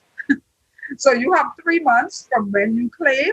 We'll pay you back 3 months. No more retroactivity than that. So that's when you have a time frame that comes in. Why is it like that? And also, after that time has passed, what can one do in that regard? Okay, let me take the first question. You said, why is it like that? What do you mean? Why do we have a time frame? Yes, for unemployment, the 3 months for unemployment. Okay, because national insurance, I told you already, it's the law and it's set out as the law. National insurance also has a fiduciary responsibility. By June 30th of every single year, we must report to the minister in writing in a form our funds, all of our activities for a year. We have the auditors, the financial audited statements, everything contained in that. And so we can't be paying 2019 claims in 2026. That's just not sound. That's not sound business or financial practices. And so the law imposes time limits for everything. And even in the banks, it's the same. Even in commercial insurances, Colina will tell you, in my group insurance, our group insurance is not for Colina, but our group insurance, at the end of the year, you can't submit a claim anymore in respect of that year. Everything has a limit, right? And another thing, remember now, the future value of $1. So if you were to submit a claim today for sickness benefit, but you don't get it till 2-3 years later, you get a different benefit based on something else. So I'm not a economist or anything, but there are sound financial reasons for why there's a limit on when you claim. You can't be claiming years later because we've already reported on this year and all of the activities in this year. We can't adjust it. You will see sometimes, well, every annual report will have adjusted figures. But when your eraser outlasts the pencil, you're just doing too much with the errors, right? And so we don't want to be adjusting the whole system all the time. And so there is a time frame, and the law imposes a time frame. Now, you ask, what if I submit a claim after the time limit? Well, our benefits, the procedure, has a built-in appeal process. And so if you become unemployed today, you have 3 months from tomorrow to submit your claim. So 3 months will take you, this is the last day, tomorrow will be the 1st of November, you have till the 1st of February, is that it? So, yeah, till the 1st of February, but let's just say February 15th, you submit a claim. We're gonna automatically, our system is built such a way that it automatically disallows it. But just as automatically, it activates the appeal process.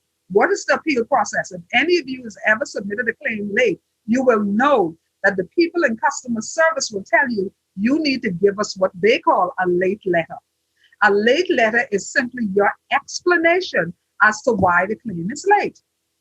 And you have to have a sufficiently compelling reason for the Late Claims Committee, because that's who it's sent to. It's sent to the Late Claims Committee. And you have to have a sufficiently compelling reason for the Late Claims Committee to overturn the disallowance. It's not compelling enough to say, listen, I didn't need it. And I heard a lot of that this season of COVID. I didn't need it right away. I thought I was going to get another job, but now I need it because I ain't get a job. That's not a compelling reason. Some people say things like, I didn't know there was an unemployment benefit. That ain't good enough. Because like the commissioner said, and I love quoting this, because he said exactly what I've said for years. He said this earlier in the year about those tourists, remember the ones who jump over the fence on Cabbage Beach? He said, every visitor to this country has a right, not a right, an obligation to find out what the rules, the prevailing rules are of that country. And he also said every citizen has the obligation to know what the rules are. And so I put that to what police have always said. Ignorance of the law is no excuse. And so you have an obligation to know what the law says. So don't come and tell us you didn't know. That's not compelling. Now, you ran behind your employer for years and years, and the employer wouldn't give you the BAD. That's a good reason, although you're supposed to run behind them. You're supposed to tell us you can't get it. So there are compelling reasons. And once you have a compelling reason, the Late Claims Committee will say, you know what? We accept this. This is a good reason. We'll overturn it. So you always have an avenue for appeal. The sad part about this, Ms. Butler, is that's something I always had a problem with insurance, national insurance and regular insurance. You all always hide it in the 600-page read. Okay, who's this? That's DJ Rep. This me. Oh yeah, DJ Rep. Obviously, yeah, that's 600-page read. The fine print. No. You didn't listen to what I said about 3 minutes ago. I said to you and everyone else 3 minutes ago in 1992, January 1992, when I joined the board, I said those same things that are hidden in all them pages and pages of legalese, I'm going to put it into layman's language. And now the leaflet is one page folded. So there's no excuse. Nothing is hidden in any pages. It's right there for you. And then to even simplify it, what did I do? FAQs, frequently asked questions. What's the question? How long do I have to do such and such? The answer right there. So it's hidden nowhere. It's not hidden. I'm sorry. It's not hidden. Okay. The information is there if you but look for it. Okay. You win that one. Thank you. You win that one. Thank you. Any other questions? I'm loving this. Everybody good? So, Miss Butler, just to be clear, so for persons who want to sign up, self-employed persons who want to sign up for NIB, what are the requirements for them to sign up? Okay, let me go back then to that page. Okay. Because I think this is that's a question that many creatives who are self-employed need to know. Okay, you can see this again, right? You can see my page? Hello? Yes, we can see it. Okay, good. Remember I talked about you must be registered within 10 working days. Well, here's the documentation you need to sign up. Your ID. You must complete the registration form. Now, this one I talk about registration R1. R1, it will say registration for employers, self-employed persons, voluntarily insured persons. So you want to use that to sign up as a self-employed person. Now, if you're working somewhere else, and this isn't the question you asked, but you also need to fill out a secondary registration form. So say you work at NIB, but you have a business on the side. While you're not required to pay as a self-employed person in respect of that secondary business, because your employer is the one required to pay for you. And let me just say that to anybody else who has an employer, that employer is responsible to pay. You don't have to pay as a self-employed person, but you may need to get some stuff, some things from government, some things from customs or whatever it is. You register and you need to get these things, then you need to sign a secondary registration form so that we could give you your contribution status so you could access those things. So that's the secondary. Then here we were talking about certificate of incorporation. Remember that question you asked, whether you're an employed person or a self-employed person, how do you pay? If it's a limited company, you need a certificate of incorporation. Remember, we need to know how to register you. And if you have no employees, then you register as a self-employed person. If you have employees, you will register as both an employer and as a self-employed person, which requires 2 separate registrations. Same form, but you need to sign up as a self-employed person with no employees or as an employer with employees. And that's it. That's good? I have a question. Mm-hmm. Hello? Yes, listening. Oh, yes, ma'am. Back in reference to my disengagement with DTC, over the last 4 to 5 years, I haven't paid any contributions because of the mix-up in information. Okay. Moving forward now, do I register to pay my contributions now, or am I required to give retroactive payments for the missing 4 to 5 years that I haven't been paying? Okay, good question. And the absolute legal position is you owe for every week or month you owe for. There's no legal right at all. And I mentioned earlier, you are able to enter an installment agreement with NIB. You can enter an installment agreement. You're going to continue to pay forward to keep yourself current, but you could pay a little something on the arrears to bring you current. Because not only is it the law, I keep saying this, I keep coming back to it, those contributions can make the difference between comfortable retirement or rough retirement. Okay?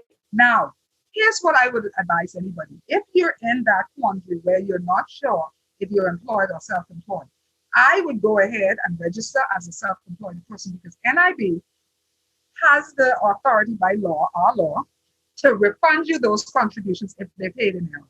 We will refund you those contributions back to 2 years. So say today, well, let's say Monday, you're still not sure. Somebody tell you don't have to pay, some tell you have to pay.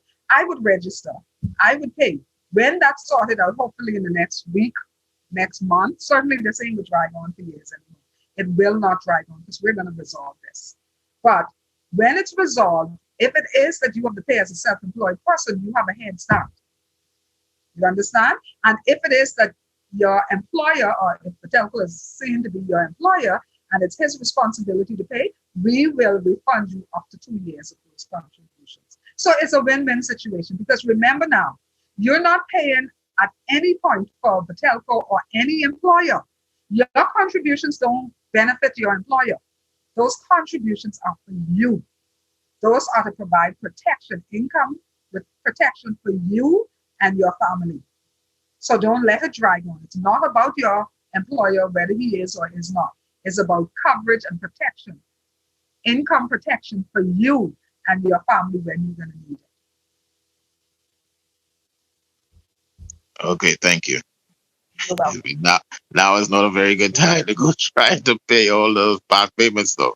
I understand, but listen, now is as good a time as ever. No, it ain't. Here's the thing. This is what I advised my brother. This is what my brother did. He drove a jitney. And there was confusion in the jitney, in that industry as well. Who was employed, who was self-employed? Because, you know, some jitney drivers own their own bus, but they're in the franchise holder. Some of them are the franchise holder and drive the bus. Some don't own the bus or the franchise, so they're different classes. And so with my brother, he had started out driving a bus for somebody else. So at that point, he was employed. He had an employer. Then when he bought the bus, even though he was renting the plate in contravention of all the laws, but they know they were doing it, so listen. So even though it wasn't his plate, it was his bus, so he was self-employed. And so what I said to him, in respect of the years you were self-employed, you need to enter an installment agreement. Be easy on yourself. You don't have to say, oh, I made thousands of dollars. Try to say, you know what? In all honesty, we're talking about, let's say I made $400 a month and you pay on 400. That is just as good for you. Remember what I said, the number of contributions gives you a better benefit. The amount on which you pay. And so going forward, you could pay better and you could pay based on what you earn. But for the past period, I would pay, I would tend to pay on a minimal amount. That's me. The law doesn't say that. But the law doesn't say you can't do it. In fact, the law doesn't even entertain your not paying for 5 years. But if I were to catch up, I would pay on a modest amount. I would be more modest. And everybody, every inspector would encourage you to do that. Because it's in your best interest to pay, rather than just write it off, which we're not permitted to do under law. So you're saying if I were to continue to pay for the past 5 years that's been missing, I should, recommending that I pay at the minimum rate? Yes, there's no minimum because minimum is $1. But I'm saying I would pay if I were you on the modest amount. And then remember what I said earlier. Every year you're able to look at what you pay and see if you could afford it. So I'm saying today, going forward, if you're determined to be self-employed, you look honestly at what you today make. That modesty does not apply now. Whatever you make, and when I say make, remember what I said if you were on this feed then. I said minus whatever other expenses, because our law talks about what you include or don't include as wages or income for the purpose of contributions. Once you take those out, what you're honestly left with, that's what you should pay on going forward. But I would be modest in retrospect. Okay, thank you. Because we want you to pay. We want you to have those contributions. Again, it ain't just about the money. It's about the coverage that we are mandated to provide you. All right, Ms. Butler, thank you so much. We'll take maybe one last question, if there's one last question, and then we'll close out. Yeah, I have a question, Ms. Butler, before we go. For a person that was employed for 20 plus whatever years, and then was disengaged for a period of time before they started their own private entity or became self-employed, and was not paying national insurance during the time that they were unemployed, is that person at a disadvantage moving forward, even though they've started paying based on their new position or their new entity that they're working with? Okay. Remember what we said though. If the minimum is 500 and maximum is 2,000 or more, and you have anywhere in between, you won't get as much as the person with 2,000 or more. So I'm not certain if that's what you mean by disadvantage. You won't get the same.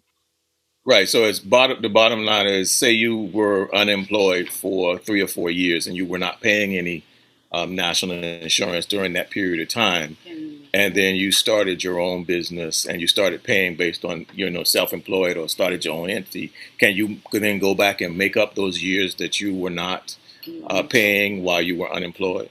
Well, the law doesn't require you to. You have no obligation to pay contributions if you're not employed, if you have no income. And if we find out, if the inspector finds out if he's doing his job, he'll tell you, no, you can't pay for that. You don't pay. Now, there is a voluntary employment insurance. You could volunteer. I'm talking about NIB. You could become voluntarily insured. So you could volunteer to pay those.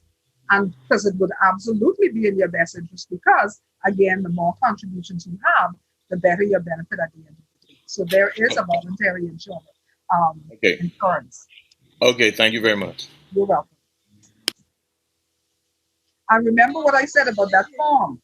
That form accommodates employers, self-employed persons, and voluntarily insured persons. And anybody who's not now insured, working, and who may say, you know what, I don't have sufficient to get a better benefit, I want a good benefit. Understand that you can apply to pay voluntarily. But however, those contributions paid voluntarily only give you a better pension. It does not qualify you today for sickness or maternity or unemployment or any of those things. That's strictly a top-up for your pension, and it's excellent in that regard. But you must have already paid at least 500 contributions. One, you must no longer have an obligation to pay as an as an employed person or a self-employed person, you must apply within 12 months of stopping work, and you must, of course, be ordinarily resident in the country. Those are the conditions to pay voluntarily.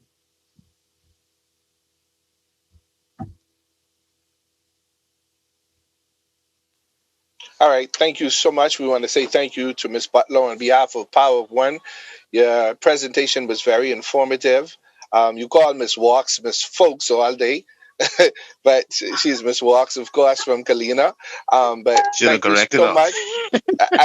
I did I didn't want to interrupt her, but listen, the information was really good, Miss Butler. You did an awesome job, and of course, I know this was very helpful to members here of the creative community of Power of One. And we've had a major discussion about this, especially during the pandemic. So, Miss Walks and Miss Butler, y'all were really helpful, and this definitely will open many of our eyes to what we need to do and moving forward. And we know we have some persons to lean on. You know how payments go. We're going to find you to definitely lean on if we have any questions. So we definitely want to thank you so much for taking time out of your busy schedule. I want to thank everyone on the Power of One committee. I see Ming is here. We have DMAC, who's the vice president. We have DJ Rev, is public relations. We have Ray Ewing is here. I think Ray is still here. He's on the Power of One committee as well. So I want to thank all of you for being here, and thank all. And Eric Ward is on our board as well. And so I want to thank all of you. I see Austin Jadot representing the gospel community from Bimini. He is here as well.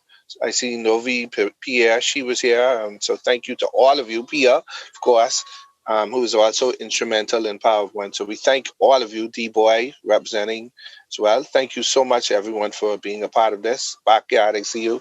And we appreciate all of you. I pray God's blessings upon all of you today. And we'll ask DJ Rev to close us out in prayer. Thank you. Thank you for having me. Ms. Walk, sorry about that. Thank you, too. But thank you. It's funny. She look like a walks. Like a folks. Man, very good information. Thank you. Let us pray. Father God, we give you thanks for today. We give you thanks for our presenters. We thank you for them taking their time out of their busy schedule to present to our body the Power of One. We thank you for all that's been said and all that's been done. We pray that it be used to the betterment of our lives and even in entertainment and our daily lives, Lord. We thank you for health and for strength. Keep us safe. In your name we pray. Amen. Amen. All right. Thank you again, everyone. God bless you all. Ms. Butler, thank you so much again. Ms. Walks, thank you so much again. And hopefully you'll be able to see some of us in the very near future to be in NIB or at Colina. Thank you so much. Thank you. Thank you. All right. God bless you all. Thank you, everyone.